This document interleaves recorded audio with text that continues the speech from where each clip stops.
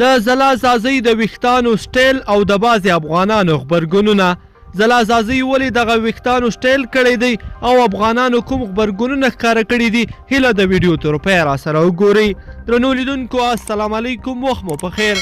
لیکوال لیکي زما دې خبرې ته له ډېر پخوا راهیسې فکر و چې که د یو چا کار ډېرو افغانانو ته بد ښکاره کړی شي، نو که هغه کار بد وي او که نه وي، خو دوی به پرې نیوکې او انتقاد په داسې بدو الفاظو کوي چې هېڅ به د لوستلو نه وي.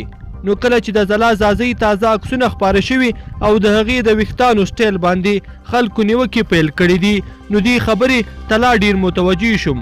کوم خلک چې فکر کوي د هغې د ویښتانو سټایل غلط دی، هغوی دومره بدرازي او کنځلې ورته لیکي چې انسان یې په لوستلو حیران کړی شي. ډېری خلک په فیسبوک کې د ځلازازۍ ویښتان ګوري او بد رد ورته وایي، خو په ځلازازۍ همدا انتقاد کوونکي چې په بازار، لارو کوڅو او نورو ځایونو کې غریب او بېوسه ویني چې د خیرات لپاره ورته لاس اوږدوي، نو زه یقیني یم چې ښایي ټول خیرات غوښتونکي یې تش لاس لیږلي وي. په پښتو ژبه کې یو متل دی، خپل عیب د ولو منځ دی.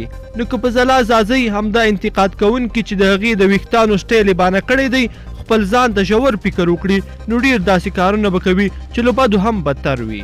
زموږ ډېری خلک په ځای د دې چې لومړیتوبونه او مهمو مسایلو ته فکر وکړي، ځانونه په ډېرو کوچنیو مسایلو کې راګیروي او خپل وخت په دې بېځایه شیانو مصرفوي. همدا اوس مو ګران هیواد له سختو ستونزو سره مخ دی. که ځوانان د هیواد دې ستونزو ته جدي پاملرنه وکړي او پر وړاندې مبارزه وکړي، نو ډېرې ستونزې مو حل کیږي.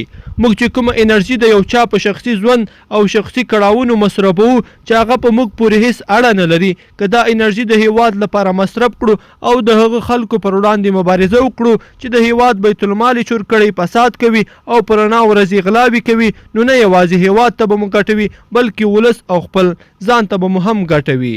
زموږ لپاره به تر ټولو ښه او د خوشحالۍ ورځ هغه وي چې د خلکو په شخصي ژوند، څېره او کړو وړو نیوکې پرېږدو او د خلکو په کارونو نیوکې وکړو او د هغوی سم کارونه وستایو او بد کارونه یې وغندو.